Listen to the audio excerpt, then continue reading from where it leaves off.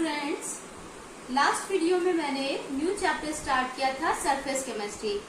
आज हम उसी के आगे अधिशोषण की प्रक्रिया पर ताप का क्या प्रभाव पड़ता है इस बारे में बताएंगे। तो टॉपिक है भौतिक व रासायनिक अधिशोषण पर ताप का प्रभाव। x बराबर हम x को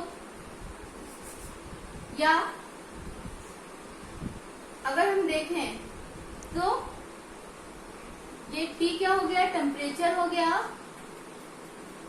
और x upon m, x upon m यानी अधिशोष्य की मात्रा और अधिशोषक की मात्रा और टेम्परेचर के बीच में जब हम ग्राफ ड्रॉ करते हैं तो जैसे जैसे ताप बढ़ता है वैसे वैसे भौतिक अधिशोषण क्या है, घटता है। लेकिन जब हम अधिशोष और अधिशोषक की मात्रा और टेम्परेचर के बीच में क्या करते हैं, ग्राफ ड्रॉ करते हैं, तो रासायनिक अधिशोषण क्या है, धीरे धीरे ताप बढ़ने पर रासायनिक अधिशोषण बढ़ता है और उसके बाद क्या होता है, धीरे धीरे इसकी मात्रा क्या है, घटती है। तो हमें भौतिक अधिशोषण में ये ग्राफ प्राप्त होता है और रासायनिक अधिशोषण में क्या है, ये वाला ग्राफ प्राप्त होता है। यानी ताप बढ़ने पर भौतिक अधिशोषण की मात्रा घटती है और रासायनिक अधिशोषण की मात्रा पहले बढ़ती है, बाद में धीरे धीरे इसकी मात्रा क्या है, घटती है। अब हम बात करते हैं भौतिक व रासायनिक अधिशोषण पर ताप का प्रभाव।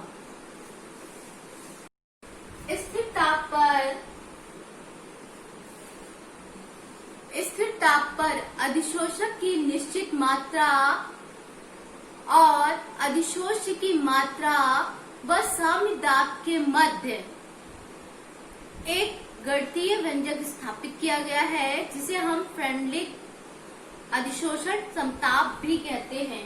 यानी ये क्या था, जो अधिशोष्य व अधिशोषक की मात्रा का अंतर है वो K इंटू K क्या हो गया, स्थिरांक हो गया, P क्या हो गया, दाब हो गया, P की पावर 1/n के बराबर होता है। यानी अधिशोष्य व अधिशोषक की मात्रा का अंतर स्थिरांक और दाब के गुणनफल के बराबर होता है। जहाँ x बराबर क्या है, अधिशोष्य की मात्रा, अधिशोष्य मतलब जो पदार्थ जमा होता है, अधिशोष्य की मात्रा, m बराबर क्या हो जाएगा, अधिशोषक की मात्रा, अधिशोषक यानी एब्जॉर्बेंट, अधिशोषक की मात्रा के बराबर क्या हो गया, कांस्टेंट, या हम इसको क्या कहते हैं, स्थिरांक, P इक्वल टू क्या हो गया, दाब, P इक्वल टू दाब, और n बराबर क्या है, एक नियतांक है जिसका मान 1 होता है। n इक्वल टू नियतांक जिसका मान क्या होता है, इसका मान हमेशा क्या होता है, 1 होता है, n इक्वल टू 1 होता है। इस इक्वेशन को हम क्या कहते हैं, फ्रेंडलिक समताप, इसे हम फ्रेंडलिक अधिशोषण समताप, क्योंकि ये जो बीजगणितीय संबंध था ये फ्रेंडलिक ने दिया था, इसलिए इसको हम फ्रेंडलिक अधिशोषण समताप भी कहते हैं। तो फ्रेंडलिक अधिशोषण समताप के का मतलब क्या हो गया, x अपॉन f बराबर k इंटू पी की पावर 1/n, जहाँ x क्या हो गया, अधिशोष्य की मात्रा, m अधिशोषक की मात्रा, k स्थिरांक, p दाब, n बराबर नियतांक जिसका मान क्या होता है, 1 होता है। अब हम बात करते हैं उत्प्रेरक की, यानी कैटालिस्ट की। तो उत्प्रेरक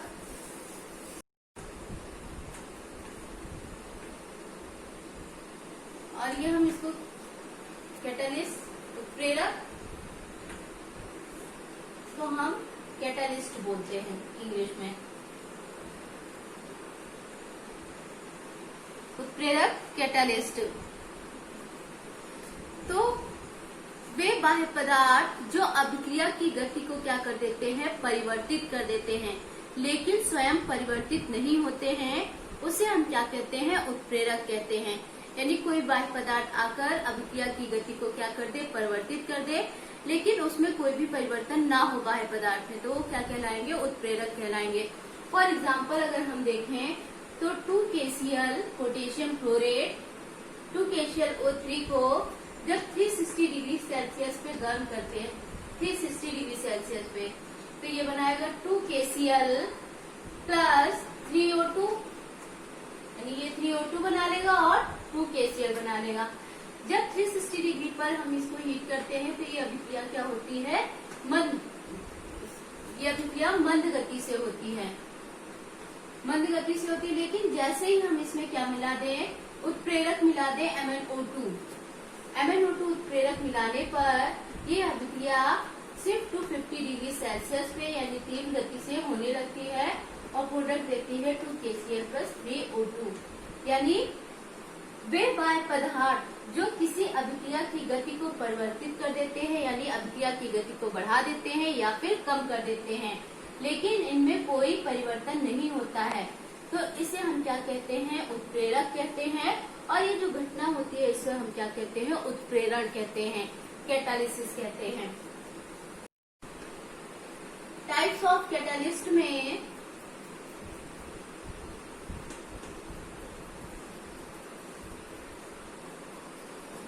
उत्प्रेरक को दो प्रकार से डिवाइड किया गया है, एक अभिकारक व उत्प्रेरक की भौतिक अवस्था के आधार पर, दूसरा उत्प्रेरक की कार्यविधि के आधार पर। तो पहली बात करते हैं अभिकारक व उत्प्रेरक की भौतिक अवस्था के आधार पर। अभिकारक व उत्प्रेरक की भौतिक अवस्था के आधार पर उत्प्रेरक को दो भागों में डिवाइड किया गया है, पहला समांग उत्प्रेरक और दूसरा विषमांग उत्प्रेरक।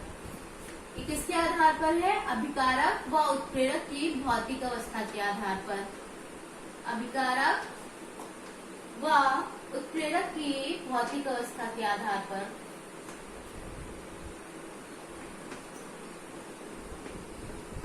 भौतिक अवस्था के आधार पर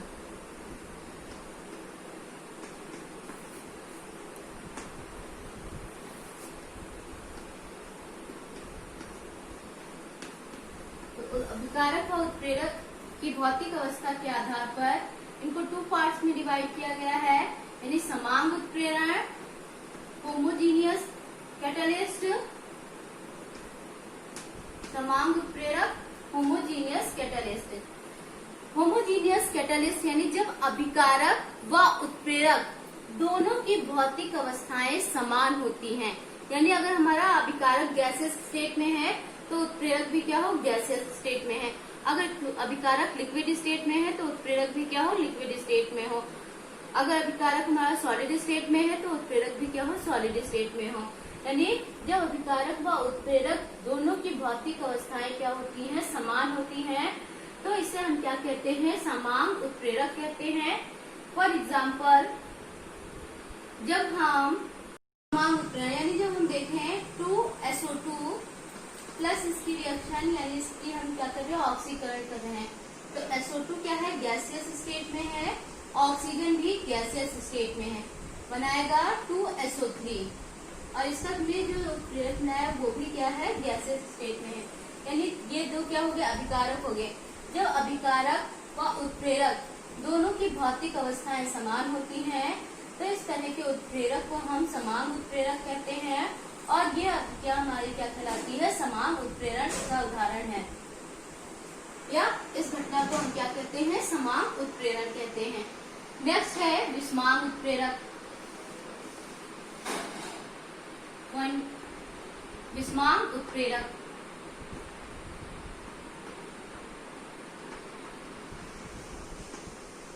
विषमांग उत्प्रेरक में जब उत्प्रेरक व अभिकारक दोनों की भौतिक अवस्थाएं अलग अलग होती हैं, जब उत्प्रेरक व अभिकारक दोनों की भौतिक अवस्थाएं अलग अलग होती हैं तो इस तरह के उत्प्रेरक को विषमांग उत्प्रेरक कहते हैं और ये घटना विषमांग उत्प्रेरण कहलाती है, हेटेरोजीनियस कैटालिसिस।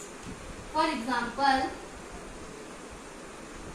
जब हम 2H2O2 ये क्या है, लिक्विड फॉर्म में है, इसमें हम प्लेटिनम ये इन सॉलिड फॉर्म, तो इसका अपघटन होगा उत्प्रेरक की उपस्थिति में, बनाएगा 2H2O plus O2। Reaction balance है 2 2 जा 4, ऑक्सीजन है तो, और हाइड्रोजन भी कितने हैं 4 है, तो 2 2 जा 4 हाइड्रोजन हो गए, 2 ऑक्सीजन है, 2 ऑक्सीजन, यानी ये बैलेंस रिएक्शन है। तो इसमें अभिकारक और उत्प्रेरक दोनों की भौतिक अवस्थाएं क्या है, अलग अलग है। अभिकारक क्या है, लिपिड फेज में है, और उत्प्रेरक क्या है, सॉलिड स्टेट में है। यानी जब उत्प्रेरक और अभिकारक की दोनों की भौतिक अवस्थाएं अलग अलग होती हैं, तो इस तरह के उत्प्रेरक को विस्मांग उत्प्रेरक कहते हैं, और यह घटना क्या कहलाती है, विस्मांग उत्प्रेरण कहलाती है। उत्प्रेरक की कार्यविधि के आधार पर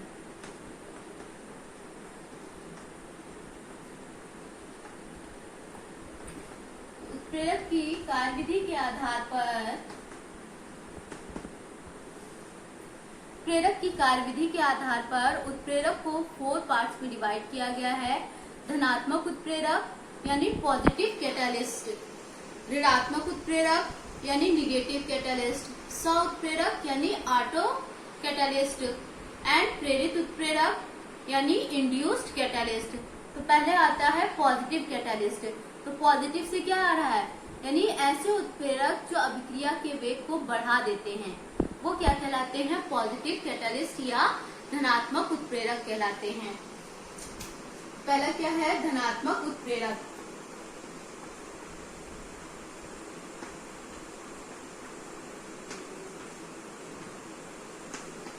तो ऐसे उत्प्रेरक जो किसी अभिक्रिया की गति को बढ़ा देते हैं, उसे हम क्या कहते हैं, धनात्मक उत्प्रेरक कहते हैं। For example Zn(H2SO4), Zn plus H2SO4, इसमें जब हम CuSO4 उत्प्रेरक मिलाते हैं तो इस अभिक्रिया की गति क्या है, बढ़ जाती है, बनाएगा ZnSO4 प्लस H2। तो यहाँ पे क्या कर रहा है, जो CuSO4 है वो इस अभिक्रिया की गति को बढ़ा रहा है, इसलिए CuSO4 क्या हो जाएगा, धनात्मक उत्प्रेरक हो जाएगा।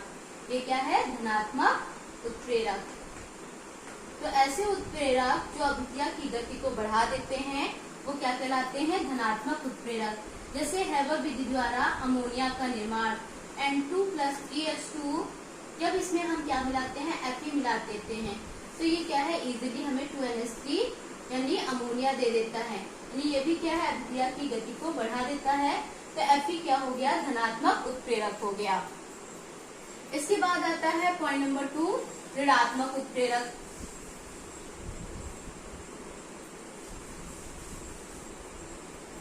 ऋणात्मक उत्प्रेरक, निगेटिव कैटालिस्ट।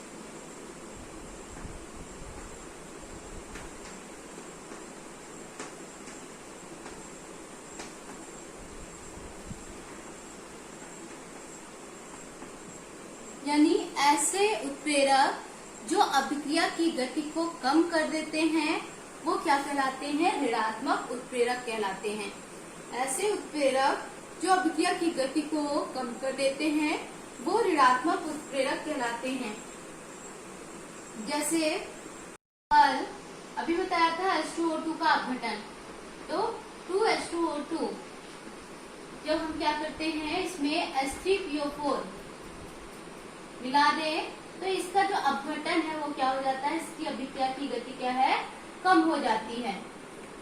तो यहाँ पे H3PO4 क्या करेगा, ऋणात्मक उत्प्रेरक का कार्य करेगा।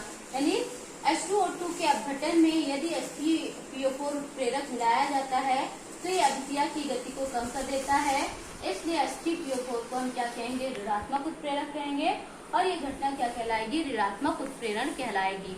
नेक्स्ट आता है स्व उत्प्रेरक। मतलब क्या है, स्व उत्प्रेरक। तो इसमें क्या है, जब किसी अभिक्रिया में बना उत्पाद उत्प्रेरक की तरह कार्य करता है तो उसे हम क्या कहते हैं, स्व उत्प्रेरक कहते हैं।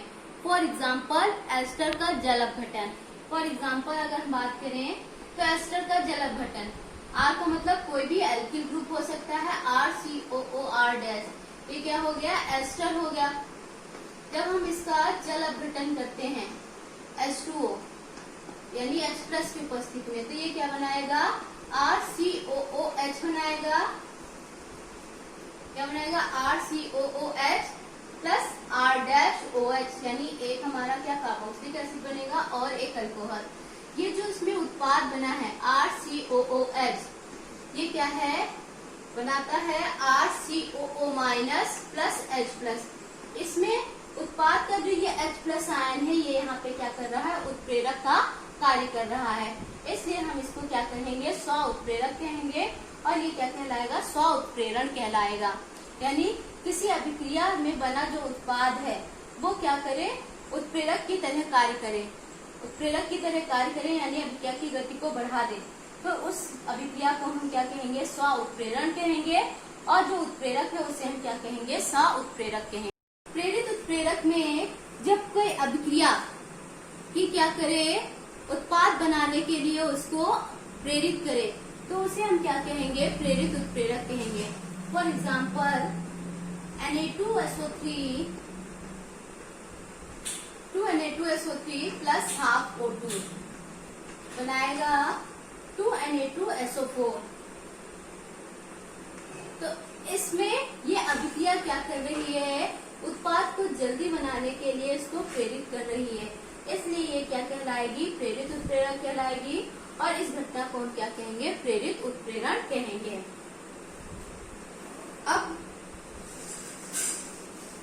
ये तो हो गए टाइप्स ऑफ। एक आपसे एक नंबर में क्वेश्चन पूछा जाता है, जिगलर-नाटा कैटालिस्ट क्या होता है, जिगलर-नाटा कैटालिस्ट या जिगलर-नाटा उत्प्रेरक।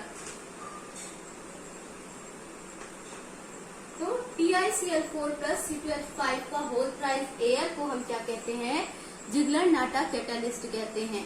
इसको ध्यान रखिएगा, TiCl4 प्लस C2H5 का होल 3 Al, इसे हम क्या कहते हैं, जिगलर-नाटा उत्प्रेरक कहते हैं। जब हम एथिलीन यानी CH2 डबल बॉन्ड CH2 के n नंबर ऑफ मॉलिक्यूल्स देते हैं, तब पॉलीथीन बनती है, यानी हम जिगलर-नाटा उत्प्रेरक का यूज करते हैं, जिगलर-नाटा उत्प्रेरक, और ये ठोस अवस्था में होता है।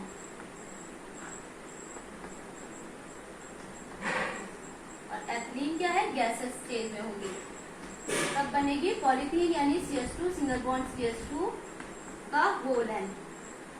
पॉलीथीन एथिलीन के बहुलकीकरण में जिगलर-नाटा उत्प्रेरक का यूज किया जाता है, जिससे क्या बनती है, पॉलीथीन बनती है। ये अभिकारक यानी एथिलीन क्या है, गैसेस स्टेट में है, और जो जिगलर-नाटा कैटालिस्ट है वो कैसा है, ठोस अवस्था में। तो ये किसका एग्जाम्पल हुआ, विस्मांग उत्प्रेरण का। Thank you.